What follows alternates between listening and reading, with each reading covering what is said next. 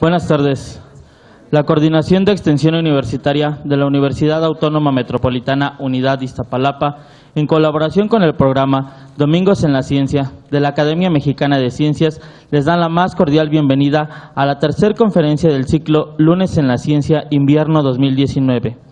El día de hoy nos acompaña el doctor Jaime Iván Velasco Velázquez, investigador titular C del Instituto de Fisiología Celular de la Universidad Nacional Autónoma de México. El doctor Velasco realizó sus estudios de licenciatura en la Facultad de Química de la UNAM, obteniendo el título de Químico Farmacéutico Biológico en 1993. Es doctor en Bioquímica por la misma institución. Realizó 2 estudios postdoctorales, el primero con el doctor Ricardo Tapia en el Instituto de Fisiología Celular de la UNAM y el segundo con el doctor Ron McKay en el National Institute of Neurological Disorders and Stroke, Bethesda, Maryland, Estados Unidos, además de una estancia sabática con el doctor Pablo Menéndez en el Centro Junta de Andalucía Pfizer Universidad de Granada de Genómica e Investigación Oncológica en Granada, España. Cuenta con diversos premios y distinciones, entre los que destacan el Premio de Investigación 2009 en Ciencias Naturales por la Academia Mexicana de Ciencias, Premio Ciudad Capital, Eberto Castillo Martínez 2011 para científicos menores de 45 años en el área de salud, Instituto de Ciencia y Tecnología del Distrito Federal. Medalla Alfonso Caso por ser el estudiante más distinguido en el doctorado en Ciencias Químicas, Bioquímica de la generación 1998 de la Facultad de Química de la UNAM. Premio al Deportista Estudiante Universitario por trayectoria académico-deportiva otorgado por la Dirección General de Actividades Deportivas UNAM, tercer lugar. Examen profesional aprobado con mención honorífica. Becario por la UNAM en el programa de reconocimiento a estudiantes distinguidos para realizar una instancia de investigación en el laboratorio del doctor Manuel Covarrubias en la Universidad Thomas Jefferson de Filadelfia, Estados Unidos. Premio a la Excelencia Facultad de Química Procter & Gamble por poseer uno de los 3 mejores promedios de la carrera QFB en el periodo 1989-1990. Es miembro de la Selección Nacional Universitaria de Voleibol que participó en la Universidad Mundial en Sheffield, Inglaterra. Esta tarde el doctor nos presenta la conferencia ¿Cómo podemos producir neuronas de nuestro cerebro fuera de nuestro cuerpo? Bienvenido, doctor. ¿Qué tal? Buenas tardes. Muchas gracias por su asistencia. Sé que es un horario complicado y pues creo que la iniciativa de la Academia Mexicana de Ciencias de acercar el trabajo que hacen distintos investigadores a instituciones públicas como la UAM es muy relevante. Me da un placer especial porque sé que la universidad tuvo una huelga de más de 2 meses y es realmente muy bueno que hayan reanudado las actividades académicas. Quisiera hacer, antes de iniciar, una breve encuesta. ¿Quién cree en esta sala que podemos producir neuronas de nosotros fuera del cuerpo humano? ¿Alguien piensa que esto es posible actualmente? ¿Una persona? ¿Un optimista? 2, 3, 4. En general es una idea que nos suena muy aberrante, ¿no? No te imaginas como para qué quisieras tener las neuronas que están en tu cerebro fuera, para transmitir tu inteligencia, para transmitir tus experiencias.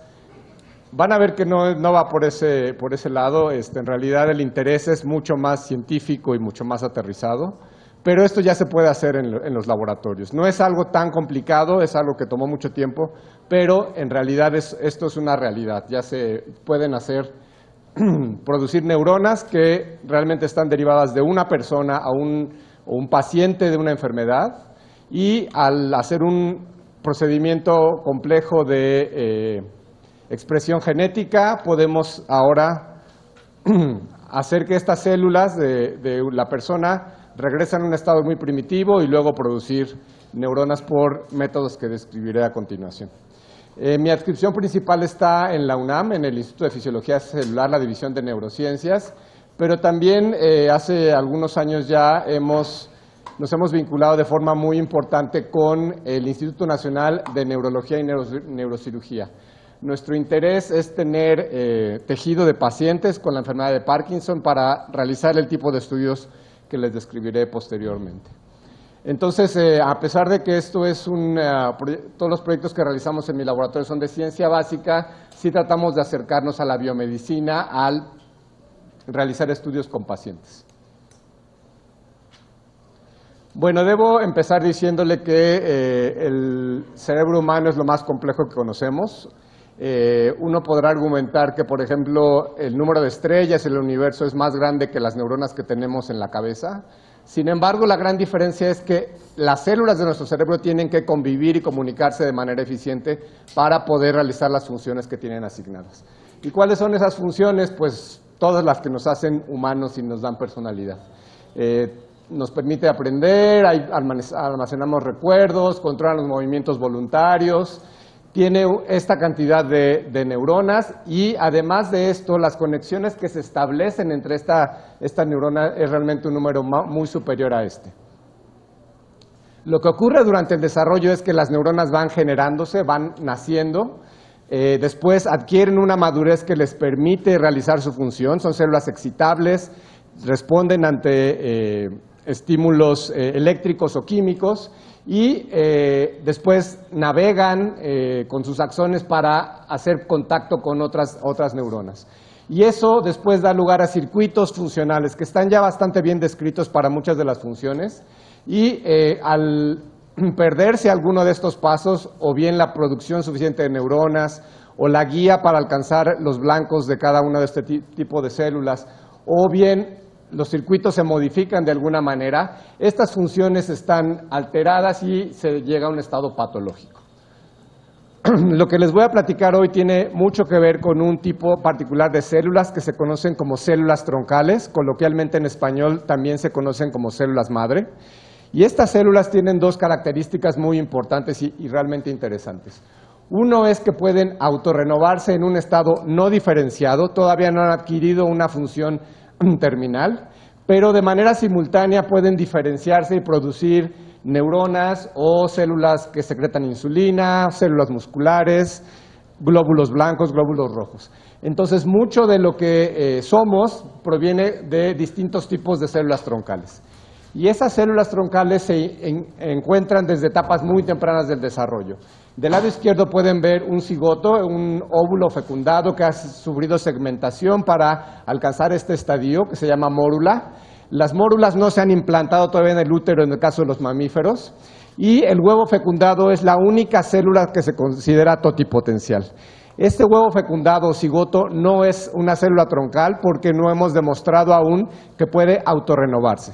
Sin embargo, se califica como una célula totipotencial porque en el desarrollo posterior lo que va a ocurrir es que tanto el embrión que está pintado aquí de color verde como la parte amarilla, que también tiene derivados embrionarios, se producen a partir de este cigoto. Cuando progresa el desarrollo, esta mórula se convierte en un blastocisto, que es un embrión que se va a implantar en el útero, y a partir de este estadio ya se encuentran dos tipos de células claramente identificables. Un tipo de célula que se llama, que forman la masa celular interna, marcadas aquí en color verde, y las células amarillas que van a producir la contribución embrionaria de la placenta.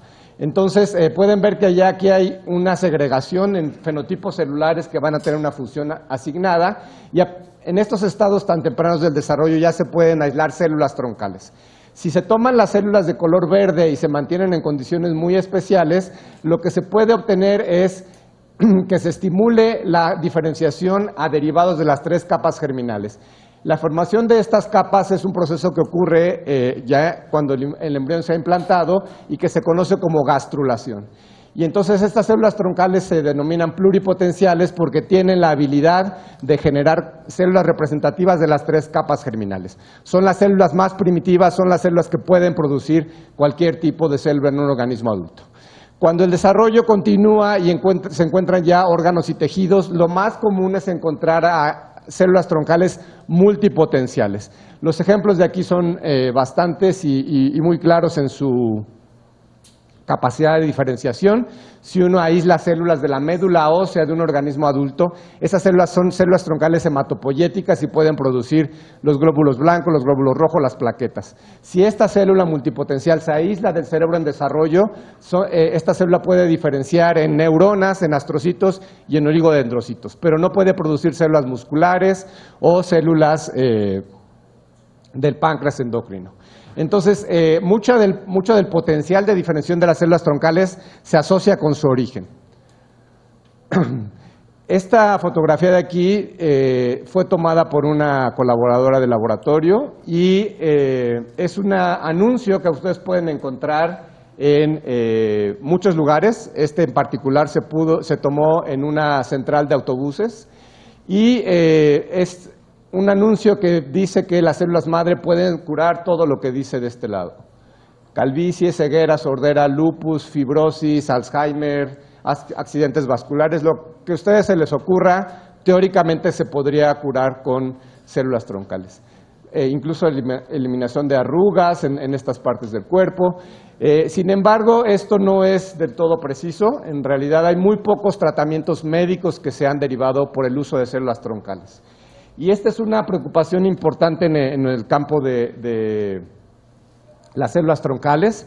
Hay una Sociedad Internacional para la Investigación de Células Troncales, este es su nombre, este es su sitio web, y preocupada justamente porque muchas personas están ofertando terapias no probadas científicamente para el tratamiento de diversas enfermedades en el humano.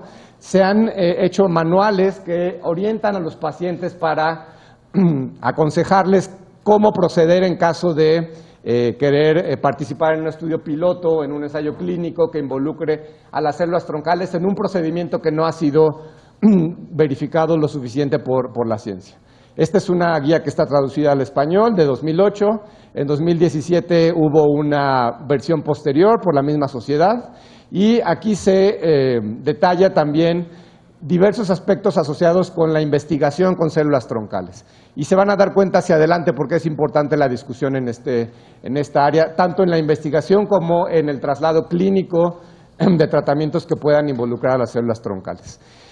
Para orientar al público que no está en el ámbito científico, el doctor Weissman, en 2009, que era el presidente de esta sociedad internacional en ese momento, escribió un editorial en una revista en donde se aconseja qué es lo que se debe considerar cuando un paciente, una persona está considerando involucrarse en un tratamiento a nivel experimental.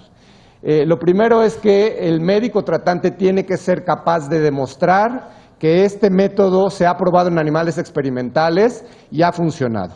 Y esto tiene que ser no un reporte de caso, no cuestiones anecdóticas, sino literatura científica revisada por otros científicos y publicada para hacer esto más válido.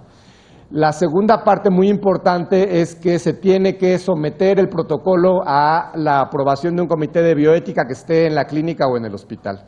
Y esto es realmente muy relevante porque muchas veces estos tratamientos no tienen ni un esquema establecido de cuántas veces se les van a aplicar las células a los pacientes, si las células se van a extraer de la propia persona o de otra persona, si se van a manipular genéticamente o con algún otro método, si las evaluaciones que se van a hacer se realizarán de forma periódica y qué tipo de evaluaciones.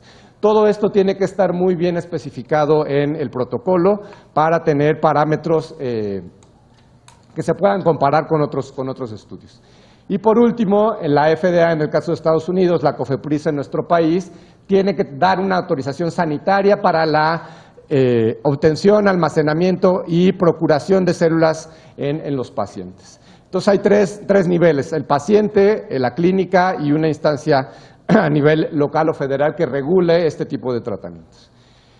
Pertenezco a una sociedad, a la Sociedad Mexicana para la Investigación en Células Troncales, que se ha preocupado mucho también por este aspecto y en octubre de este año en la Facultad de Medicina de la UNAM vamos a tener el 5º Congreso Internacional de Células Troncales y Medicina Regenerativa, en donde tratamos de invitar a personas expertas en estos campos para que nos den de primera mano los avances que han tenido. Como les digo, es ya la 5ª reunión y hemos tenido mucha fortuna en que han participado personas muy distinguidas en este campo. Y también nos hemos abocado a producir literatura en español que sea accesible para personas a nivel licenciatura y posgrado, en donde se dé cuenta de los alcances y de diversos aspectos relativos a las células troncales. Este es un libro coeditado con Porrúa Grañén, publicado en 2017, y que si les interesa pueden escribir al contacto en célulastroncales.org, que es la página de la sociedad, para poder conseguirlo. Es un libro en 2 tomos y tiene diversos aspectos, incluso legales y bioéticos, relacionados con las células troncales.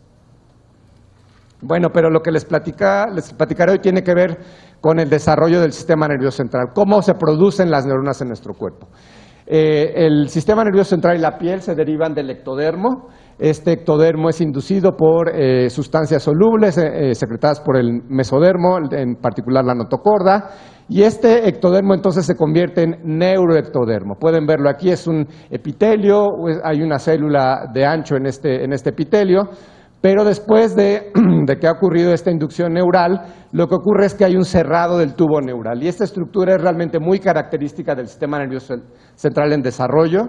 Pueden ver que hay una parte ventral que está cerca del vientre, una parte dorsal que está por la parte de la espalda, y además de este tubo neural, lo que se produce durante el desarrollo es otra población muy interesante que se llama cresta neural, que tiene capacidad migratoria, forma sistema nervioso periférico, melanocitos, cartílago, tiene una versatilidad bastante elevada.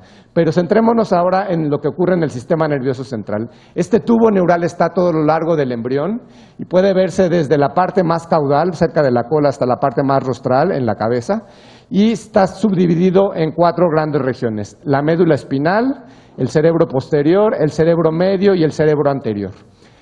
Y la inducción de distintas clases de neuronas se da a partir de la secreción de factores solubles. Este es un corte de la médula espinal, es decir, esta parte posterior del sistema nervioso central, y aquí se esquematiza cómo es que estas moléculas están siendo secretadas por centros organizadores en la parte ventral o dorsal del tubo neural, y este gradiente de proteínas induce la expresión de factores de transcripción, proteínas que están en el núcleo y que regulan la expresión de otros genes, y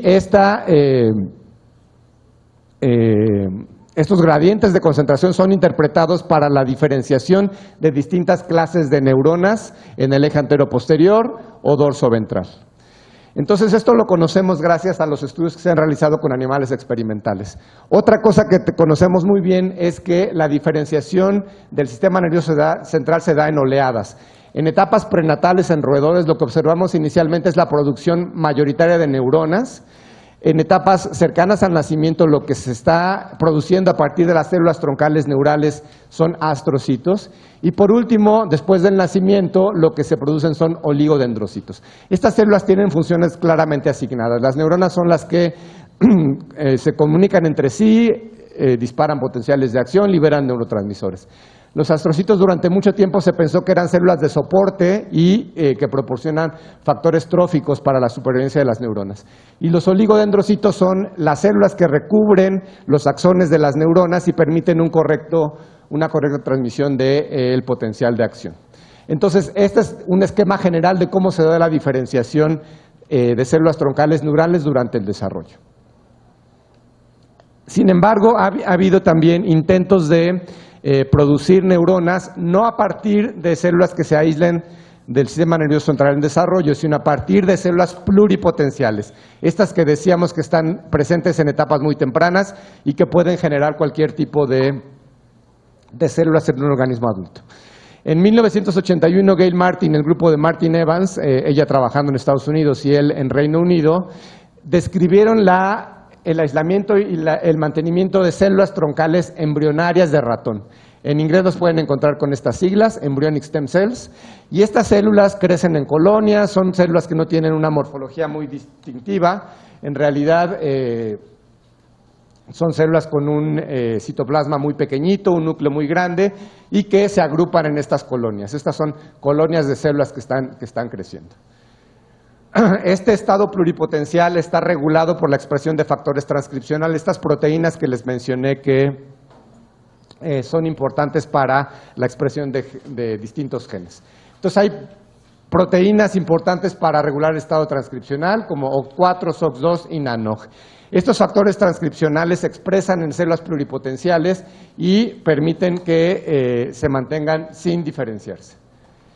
Pero la prueba funcional es lo más importante cuando uno quiere decir que tiene una población de células pluripotenciales. Aquí se esquematiza el blastocisto, la masa celular interna, cómo se aíslan las células de ese embrión preimplantación, se mantienen en cultivo y a través de distintos estímulos se pueden diferenciar para producir músculo que corresponde a la capa del mesodermo, células beta pancreáticas en los islotes de Langerhans que secretan insulina, representativas del endodermo, o neuronas que se generan normalmente en el ectodermo. La pluripotencia en el caso de las células embrionarias de ratón se hace evidente con un ensayo bastante rebuscado que consiste en marcar de alguna manera estas células embrionarias, tomar un embrión de una cepa de ratón distinto, que sería un ratón de color blanco en este esquema, se inyectan estas células embrionarias en el desarrollo temprano antes de la implantación. Estos embriones se dejan implantar en una ratona distinta y si estas células tienen son pluripotenciales, lo que va a ocurrir es que se van a diferenciar, van a responder a las señales de desarrollo presentes en este organismo y van a producir todos los tipos celulares presentes en un organismo, incluyendo células somáticas y germinales. Como ustedes saben, las células somáticas son aquellas que no van a producir gametos, las células germinales permiten la reproducción sexual en nosotros, y estas células embrionarias, si son pluripotenciales, van a poder contribuir a tejidos somáticos y a la línea germinal.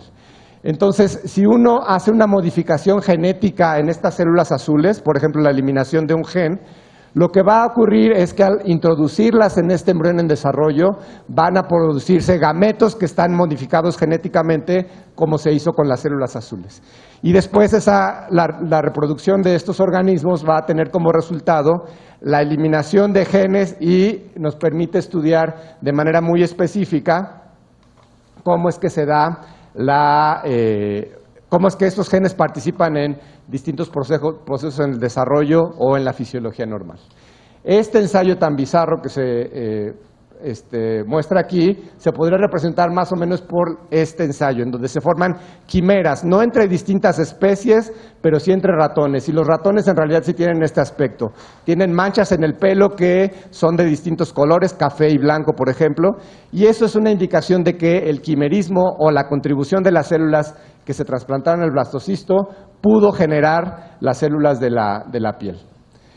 Entonces, esto que les acabo de platicar en 3 minutos fue algo que tomó muchos años realizar. El doctor Oliver Smithis diseñó plásmidos, secuencias de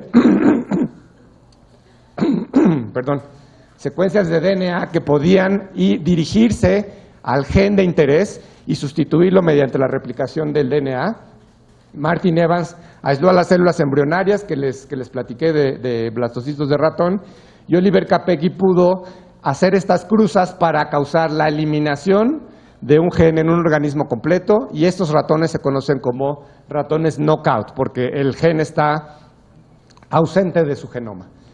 Durante muchos años los ratones fueron la única especie donde podíamos hacer una recombinación o una modificación genética dirigida.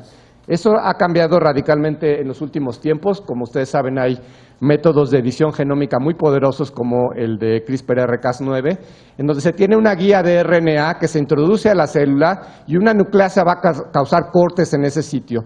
Y se van a inducir mutaciones, se va a poder introducir una secuencia ajena, y ahora sí, incluso en células humanas podemos tener modificación genética. Seguramente escucharon hace más o menos un año que hubo embriones humanos modificados genéticamente con esta técnica. Y a eso se refiere las guías para la investigación con células troncales. ¿Es correcto hacer modificación genética en un humano sin que sea una persona enferma?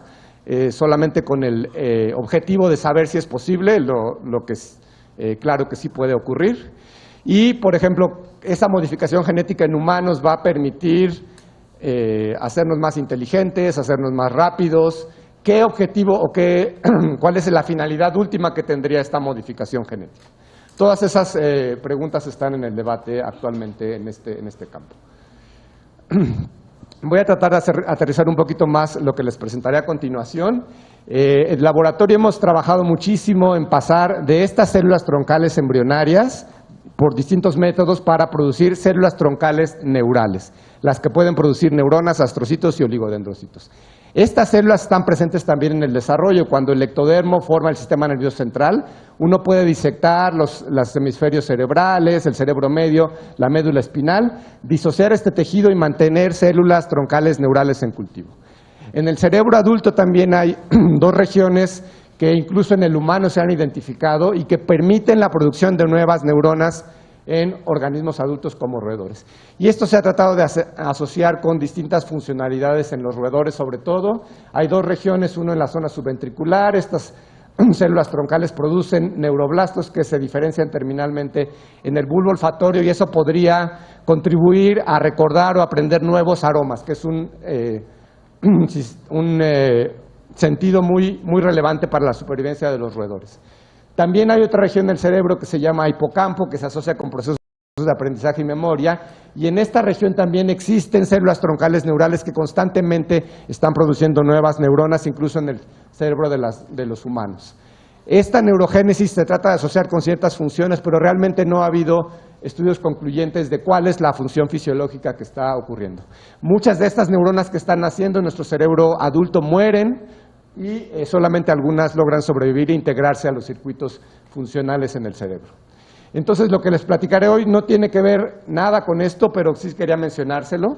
Lo que les platicaré tiene que ver más con esta inducción de células pluripotenciales para generar neuronas.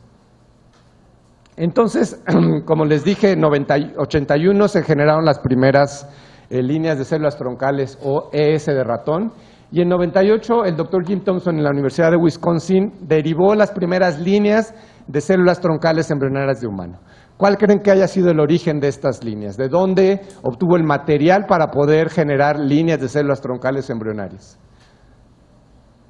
Aquí dice cuál es el origen, ¿no? Un blastocisto humano, un embrión antes de que se implante. Pero ¿cómo se produjeron estos embriones y cómo es que se pudieron utilizar para investigación? ¿Alguna pista? Fertilización in vitro. Desde la década de 1980 se empezaron a perfeccionar métodos para poder obtener óvulos y espermatozoides, hacer fecundación y permitir el desarrollo hasta el estado de blastocisto. Y estos blastocistos se producen en un número excesivo porque la mujer que dona los óvulos recibe un tratamiento hormonal para producir una elevada cantidad de óvulos y no tener que estar obteniéndolos constantemente. Entonces, con todos esos óvulos se fecundan y se tiene un número elevado de embriones humanos. En la etapa de blastocistos es cuando se implantan en las mujeres que quieren reproducirse y cuando el embarazo llega a término, pues nace el bebé. Pero estos blastocistos que no se utilizaron en esa implantación inicial se congelan y tendrían el fin de poder hacer una implantación posterior si el embarazo no ocurrió de manera correcta o si la pareja quiere tener más bebés posteriormente.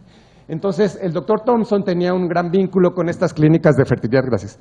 Y lo que hizo fue acercarse a los padres que habían mantenido embriones congelados durante muchos años y que ya no estaban ni siquiera en edad de poder utilizarlos ellos mismos, y los pidió como donación para investigación. Entonces, de esta manera se aislaron las primeras líneas de células troncales embrionarias humanas. Esto fue en 1998. Y aquí les muestro cómo es que se ven estas células creciendo en cultivo. Pueden ver que se parecen un poco a las células de ratón.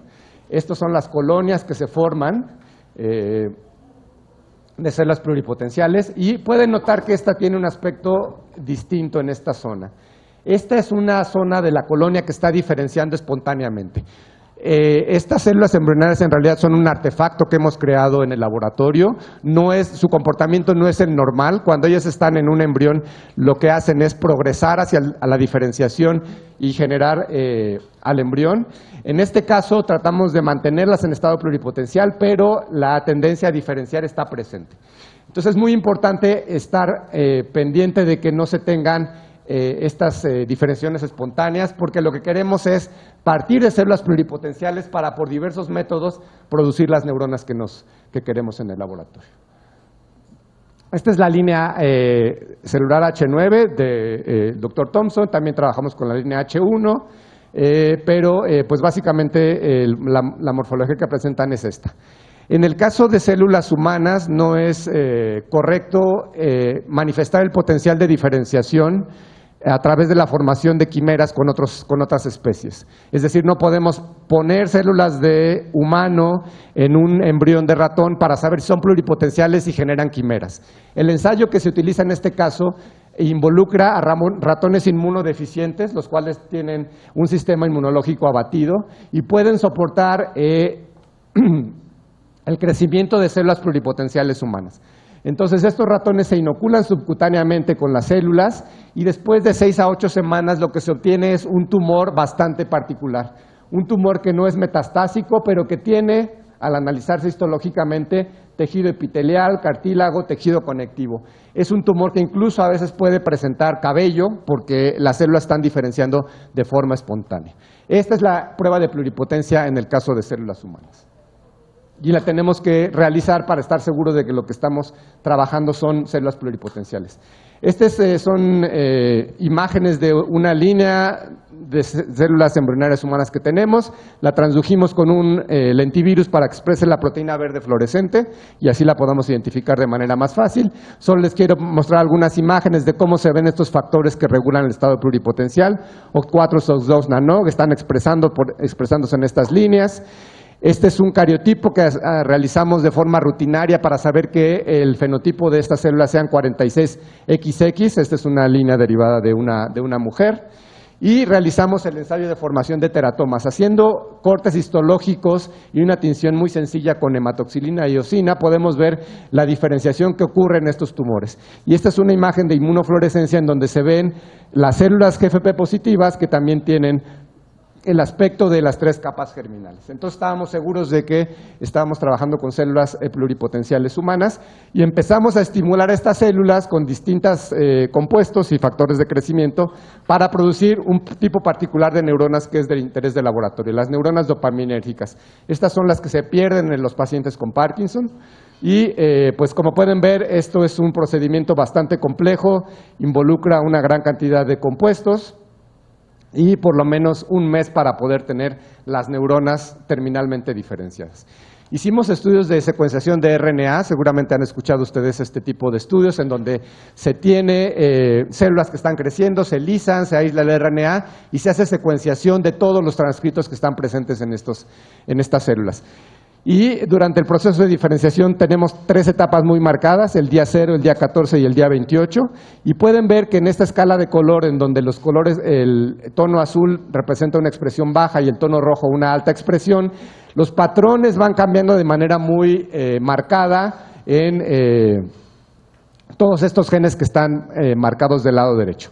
En el lado rojo pueden ver los genes de pluripotencia que van disminuyendo, aquí se expresan de manera muy abundante y aquí van disminuyendo. Y todas las flechas verdes que ven aquí son genes que estaban expresados en niveles muy bajos en células pluripotenciales y se van induciendo para formar las neuronas dopaminérgicas.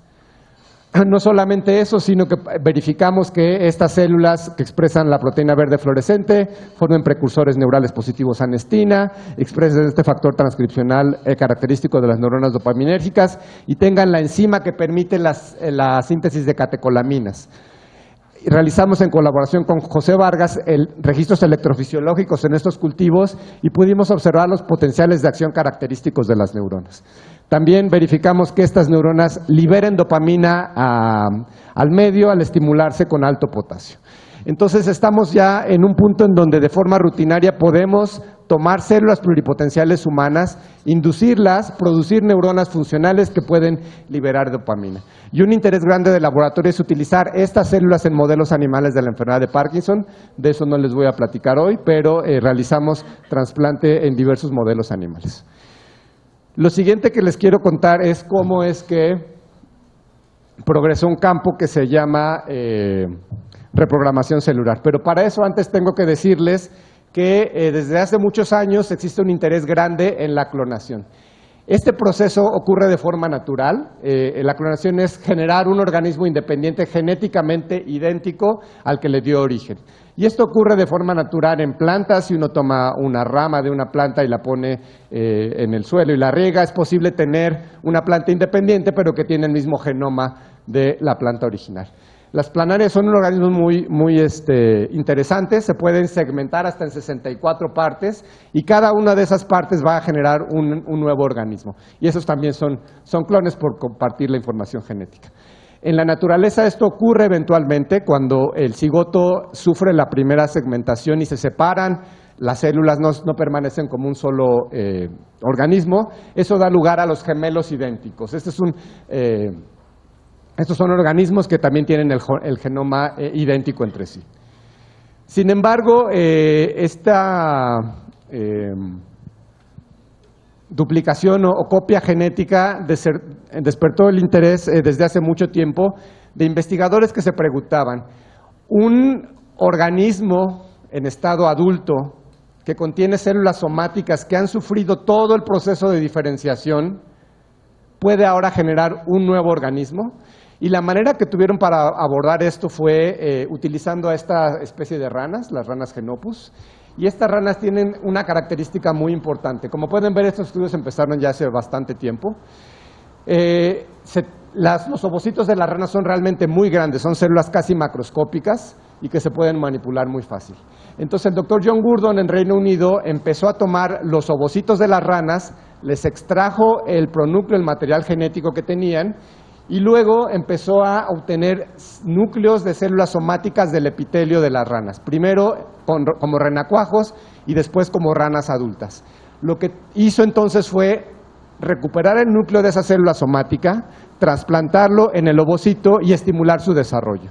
Y como pueden ver aquí, esto permitió la clonación de esta especie de anfibios. Pero pues el interés creció y nos preguntamos entonces si esto era posible que ocurriera en mamíferos. Y en 96-97 Ian Wilmut en Edimburgo reportó la clonación del primer mamífero, que como ustedes saben es la oveja Dolly. Después de esto se han clonado muchas especies, incluyendo a ratones, gatos, perros, ganado, y este es un procedimiento que en especies experimentales se realiza de forma más o menos rutinaria. Pero todavía quedaba la duda en este momento si esto podía pasar con una célula derivada de una persona. Entonces el esquema general sería tener una célula somática, que ahora ya puede ser una célula sanguínea, una célula epitelial. Lo que se hizo con Dolly fue tomar una célula epitelial de la glándula mamaria, recuperar el núcleo de esta célula somática, tener un ovocito que carecía de la información nuclear y trasplantar este núcleo e inducir el desarrollo temprano para llegar hasta la etapa de blastocisto. Y aquí, como ustedes se pueden imaginar, este blastocisto puede tener dos fines. Uno, transferirlo para que se genere un clon, un organismo independiente de esta célula somática, pero si recuerdan, esta es la etapa del desarrollo de donde se aíslan las células troncales embrionarias. Entonces se podría tener teóricamente líneas, pero que son resultado de un procedimiento de trasplante nuclear de célula somática. ¿Para qué se les ocurre que puedan idearse este tipo de cuestiones? ¿Qué utilidad, qué ventaja tendría esto?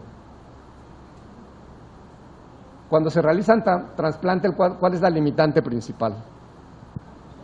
El rechazo inmunológico. Entonces, si uno piensa que la propia persona donadora de la célula somática va a recibir estas células y estas se han diferenciado de manera apropiada, pues el rechazo inmunológico no va a estar presente, justamente porque los antígenos de histocompatibilidad están codificados por el genoma nuclear de la célula somática.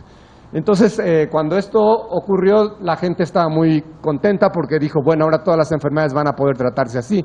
Uno va a poder donar una biopsia de célula somática, se va a hacer esta reprogramación, el embrión clonado va a producir células embrionarias histocompatibles y estas células se van a poder diferenciar. Esto en teoría sonaba muy bonito, pero tomó mucho tiempo el poder tener esto como un procedimiento ya establecido. Fue hasta 2013 que el grupo del Dr. Shukran Mitalipov en la Universidad de Oregon pudo derivar las primeras líneas de células troncales embrionarias después de transferencia nuclear de células somáticas. Para que esto ocurriera se tuvo que hacer una gran cantidad de ensayos, se tuvieron que tener una gran cantidad de mujeres donadoras de óvulos, se ensayó el método para poder inducir el desarrollo temprano, porque no era fácil, no se comportaba como un embrión de fertilización in vitro, pero finalmente se pudo hacer. Sin embargo, este es un método muy costoso y muy laborioso y no todos los laboratorios tienen acceso a él. Entonces, de forma paralela, surgieron estos estudios de reprogramación celular. Y estos iniciaron con el doctor Shinya Yamanaka, que junto con el doctor Takahashi publicaron este artículo. En 2006, estos investigadores trabajando en Kioto describieron un método para producir células pluripotenciales sin trasplante nuclear, a partir de la inducción de factores transcripcionales para que fibroblastos de la piel de los ratones pudieran regresar a un estado primitivo similar a la célula troncal embrionaria. Entonces, cuando este artículo apareció, toda la comunidad pensábamos que iba a ser un artículo que tendrían que retractarse o que tendrían que retirar porque sonaba demasiado bien para ser realidad. Sin embargo, en 2007, el propio grupo de Shinya Yamanaka y el grupo de Thompson, quien derivó las células embrionarias humanas, reportaron que este procedimiento también funcionaba con fibroblastos humanos. Si uno tomaba un fibroblasto de la piel de una persona y le inducía este procedimiento de reprogramación, se obtenían células pluripotenciales inducidas. En 2012, el Comité Nobel les otorgó al doctor Gurdon y a Yamanaka el Premio Nobel en Fisiología o Medicina justamente por demostrar que el desarrollo no es un proceso unidireccional, como se había pensado durante mucho tiempo. Una célula somática que ha sufrido un proceso de diferenciación era capaz de soportar o la clonación para generar un nuevo organismo o la reprogramación en un estado pluripotencial y una posterior diferenciación de estas células. Estas células se conocen como IPSC, Induced Pluripotent Stem Cells, y en el laboratorio hemos empezado a trabajar con esta metodología. Realmente es un método bastante accesible, no es muy caro, sí requiere cierta experiencia para cultivar a las células pluripotenciales humanas, pero realmente involucra solamente la producción de virus, que ahora ya están disponibles comercialmente, o la transfección con estos plásmidos, que son los que utilizamos en el laboratorio, para generar la expresión de factores transcripcionales. Este es el método que utilizamos, más o menos tiene 7 días para poder resembrar estas células en condiciones de células pluripotenciales. Y Xochitl Flores Ponce en el laboratorio ha empezado a cultivar estos fibroblastos de la piel de pacientes con enfermedad de Parkinson. La donación de estos pacientes la obtuvimos por un consentimiento informado, en donde las personas son informadas de cuál es el uso que van a tener sus células. Tienen el derecho de en cualquier momento informarnos sin tener que darnos ninguna explicación si ya no quieren participar en el estudio. También se les hace hincapié en que las posibles aplicaciones o usos no necesariamente van a estar disponibles para los pacientes. Nuestro fin último no es trasplantar a estos pacientes con células pluripotenciales rediferenciadas, sino más bien entender cómo es que se produce la neurodegeneración en este tipo de neuronas, buscar fármacos que puedan hacer más eficiente la supervivencia de estas células. Bueno, entonces este es el aspecto, no sé si lo alcancen a ver, de un fibroblasto de un paciente. Después de hacer esta transfección, lo que empieza a ocurrir es que empiezan a hacerse más redonditas estas células, pierden esta morfología elongada. Esto se ve más fácilmente en estas imágenes, en donde después de 7 días empiezan a formar y agrupar estas colonias, y después de 11 días se pueden ver ya colonias parecidas a las células embrionarias. Entonces, esta es una colonia que ha crecido ya por más tiempo. Lo contrasfectamos con la proteína verde fluorescente para poder seguir mejor a las colonias. Y estas son colonias que ya hemos derivado de los pacientes con Parkinson. Hemos hecho estudios de carotipo, no sé si alcancen a ver aquí esta colonia que ya está bastante compacta, tiene la morfología de células pluripotenciales. Esta es una muestra derivada de un varón porque tiene un cariotipo 46XY. Y acá les muestro la expresión de marcadores de estado pluripotencial, o como 4, SOX2, NANOG, SSA4. Estos son los marcadores que tienen que expresarse en una célula pluripotencial y que no estaban presentes previamente en el fibroblasto del paciente.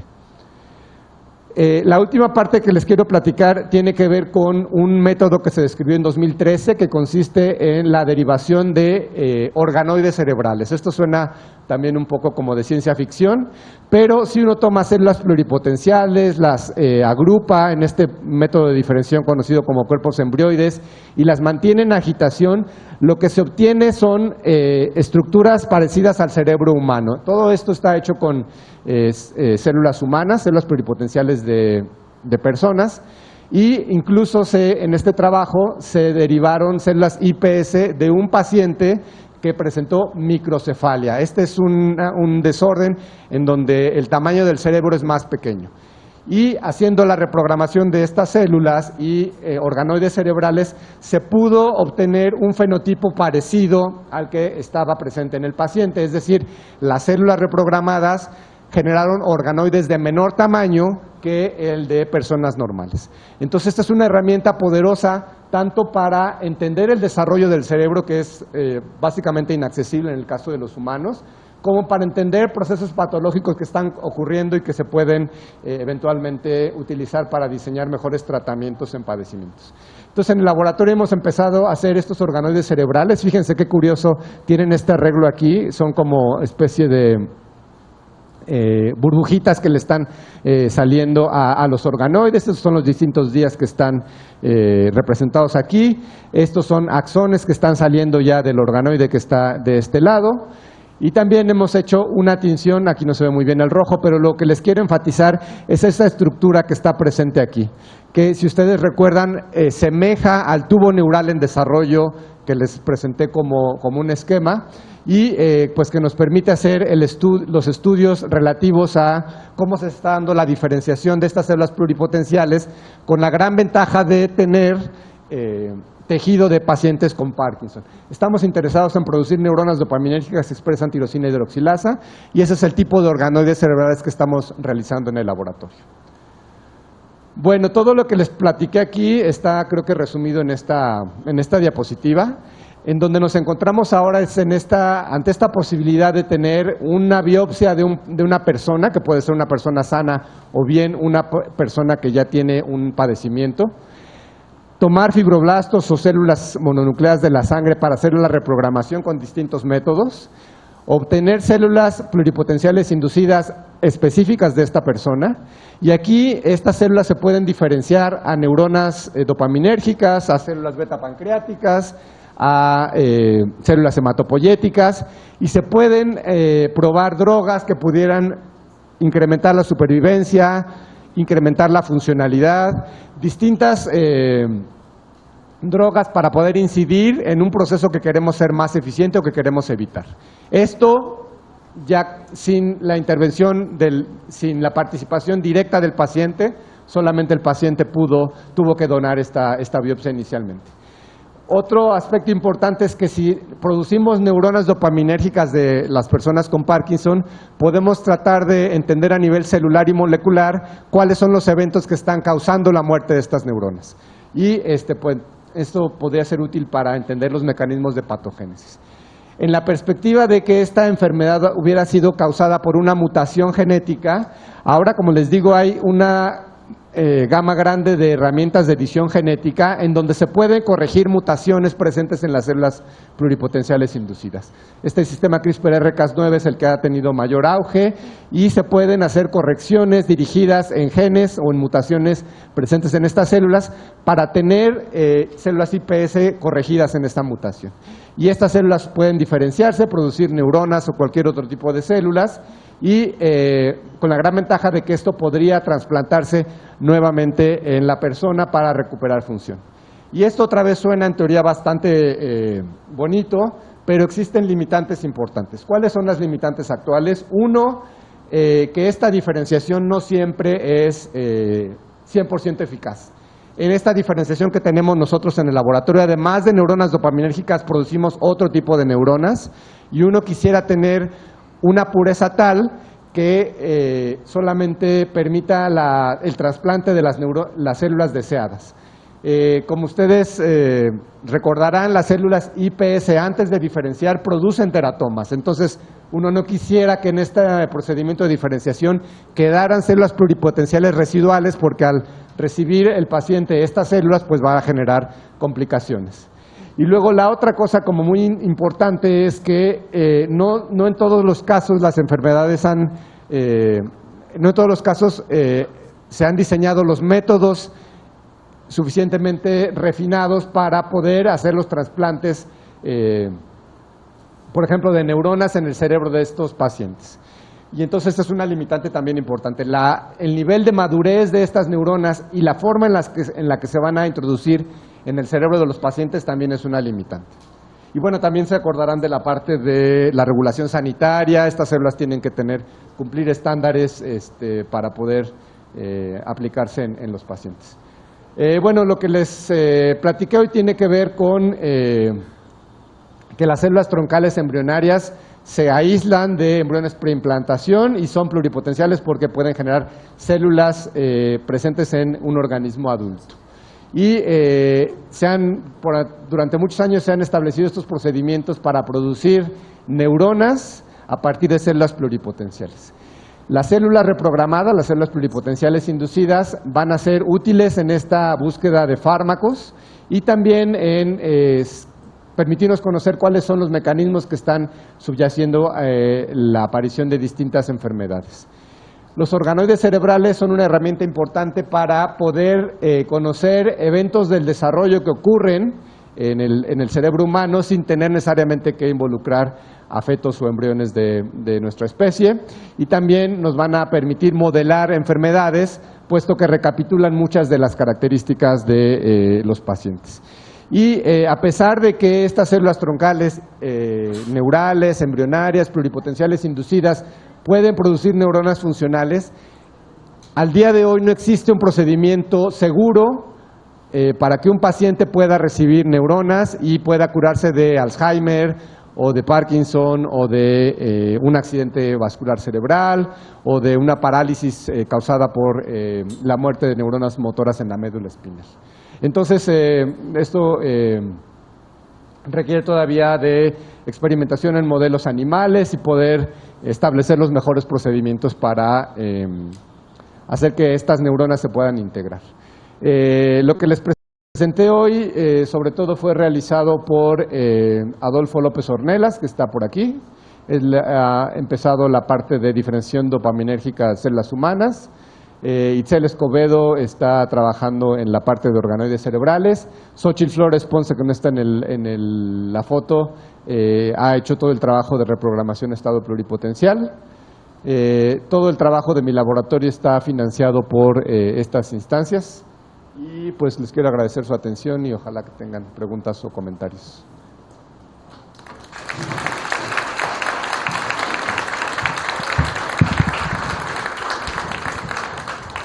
Muy buenas tardes. Y bueno, pues antes de que pasemos a la sesión de preguntas y respuestas, quisiera, a nombre del rector de nuestra unidad, el doctor Rodrigo Díaz Cruz, y de la Academia Mexicana de Ciencias, hacer la entrega de este reconocimiento, así como del aplauso de nuestra comunidad que lo vino a escuchar el día de hoy. Muchísimas gracias, doctor. Gracias por su conferencia. El gusto ha sido nuestro. Y bueno, pues si alguien tiene ya alguna duda, alguna pregunta, si me ayudas con el micro, Gus, muchas gracias.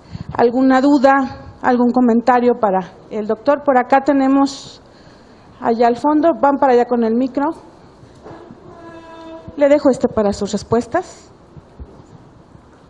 Hola, buenas tardes. Muchas gracias por la presentación.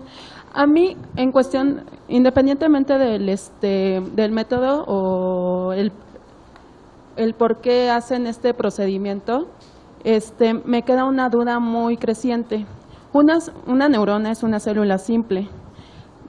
¿Están haciendo ya investigación el qué hace que haya o que tengamos una conciencia como tal? Porque sería el conjunto de neuronas. Sí, a eso me refería al inicio de la charla.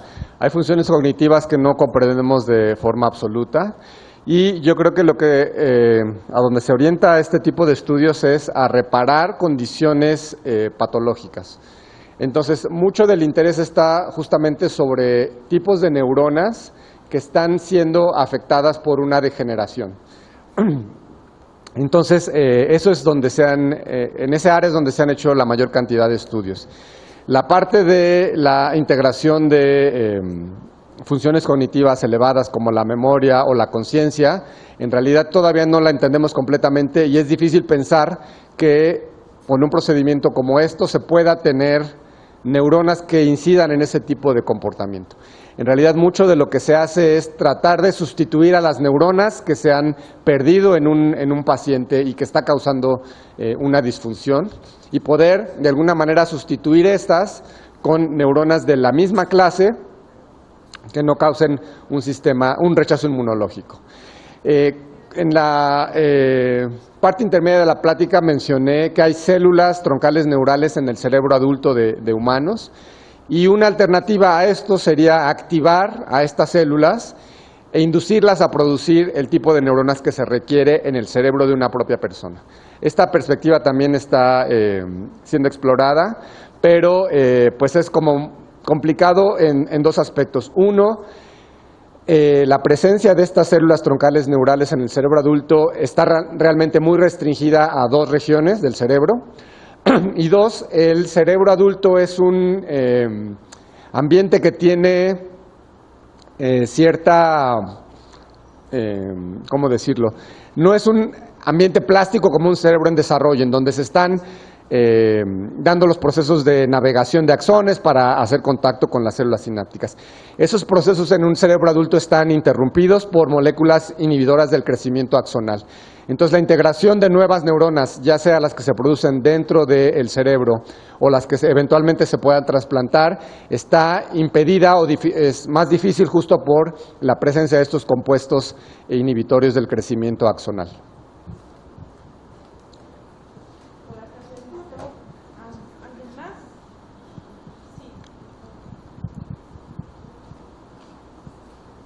Gracias, Iván, por venir a darnos esta charla y para los jóvenes es muy retroalimentadora. Tú pasaste una imagen donde se mostraba la actividad electrofisiológica de las neuronas, pero yo veía la frecuencia de disparo diferente. Ya no te detuviste mucho a explicar esa parte. ¿Me podrías explicar un poco más por qué se ve esa frecuencia de disparo diferencial? ¿Son diferentes áreas o por qué se registra así? Como dije, el método que tenemos para diferenciar no es 100% eficaz. En realidad esos registros se realizaron como al día 40 y es como la primera fase en donde podemos tener una respuesta electrofisiológica que genera potenciales de acción. En realidad tenemos que ir mucho más allá, arriba de 70 días para tener ya un comportamiento de disparo tónico similar al que está presente en las neuronas dopaminérgicas. Ese es un aspecto bastante importante y que estamos tratando de resolver mediante la formación de los organoides cerebrales. Ese arreglo tridimensional parece favorecer la maduración y la aparición de propiedades electrofisiológicas más parecidas a las células, a las neuronas ya maduras, que un cultivo en monocapa, que fueron los registros que presenté en esa diapositiva.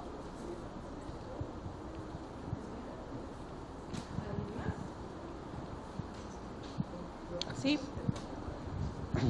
Tenemos acá una última intervención. Para detener una enfermedad degenerativa, ¿no sería necesario que constantemente se estuvieran insertando neuronas? Para que funcionara realmente, ¿cómo se actuaría? A ver, ¿me repites? Porque la primera parte no te escuché muy bien, por favor. Sí, para detener una enfermedad degenerativa no es necesario que se estén insertando constantemente neuronas. Ya. Entonces, ¿cómo se haría en ese caso? Sí. Durante muchos años prevaleció la idea de que nuestro cerebro era algo que se formaba en etapas tempranas del desarrollo y que ya no iba a cambiar en la etapa adulta, ¿no? No podríamos tener una plasticidad grande.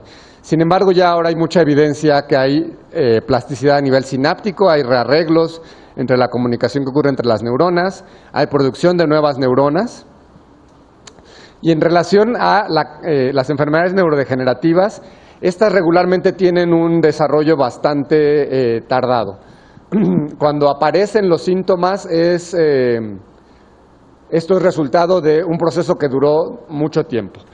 Lo que te puedo decir en relación al trasplante que hemos hecho de neuronas dopaminérgicas, no en personas, pero en animales experimentales, lo que hacemos ahí es que se hace una lesión química en el cerebro de ratas y esa lesión es permanente. La muerte de estas neuronas tiene consecuencias funcionales en los organismos y no hay una recuperación natural de repoblar o producir nuevas neuronas por el propio cerebro. Lo que hemos hecho en ese caso entonces es tener este modelo animal que presenta carencias conductuales y hemos trasplantado neuronas producidas in vitro inducidas para formar neuronas dopaminérgicas. Estos trasplantes han durado bastante tiempo. Las ratas normalmente viven alrededor de 24 meses. Lo que hicimos en un estudio fue causar la lesión en ratas jóvenes, hacer el trasplante y dar el seguimiento durante 8 meses. Durante estos 8 meses la recuperación conductual asociada a un trasplante de neuronas dopaminérgicas fue estable. Es decir, habría ciertas condiciones en donde el sustituir a las neuronas en ausencia de un ambiente nocivo para ellas puede dar cambios permanentes. Sin embargo, esto sería relevante en términos de un paciente, por ejemplo, cuando estos modelos animales son muy agudos, o sea, se causa la muerte de las neuronas de forma muy rápida. El proceso que ha tenido un cerebro en un paciente duró muchos años y el ambiente que se ha creado ahí probablemente va a ser adverso para nuevas neuronas que se están introduciendo. Entonces es un punto importante a considerar. Es probable que en personas sí sea necesario tener nuevas administraciones de células después de cierto tiempo porque justamente el cerebro causó inicialmente la muerte de estas neuronas y las nuevas van a enfrentar ese microambiente adverso. En el caso de modelos animales no hemos observado que haya una pérdida o una muerte de las neuronas trasplantadas. Ok, bueno, pues despedimos con un muy fuerte aplauso al doctor Iván. Muchísimas gracias nuevamente. Al contrario, gracias. Gracias a ustedes.